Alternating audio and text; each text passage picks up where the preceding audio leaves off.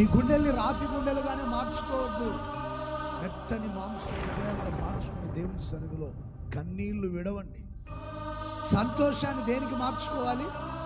దుఃఖానికి మార్చుకోవాలి. యేసయ్య శిలువ త్యాగాన్ని తలంచి తలంచి తలంచి కన్నీళ్లు విడవాలి. యేసయ్య చూపిన శిలువ ప్రేమను, కల్వరి త్యాగాన్ని తలంచి తలంచి మన హృదయాలు మెత్తని మాంసం హృదయాలుగా మార్చాలి. ఆయన పాద సన్నిధిని గ్రహించి అక్కడ నిలవబడి కన్నీళ్లు కార్చాలి. ఏదో వచ్చామా పోయామా కాదు, మందిరానికి ఆనవాయితీగా వచ్చిపోయామా కాదు. ఇది దేవుని సన్నిధి.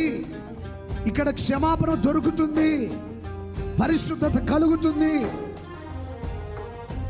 నెమ్మది దొరుకుతుందని గ్రహించి ఆయన పాద సన్నిధిలో కన్నీళ్లు విడవాలి.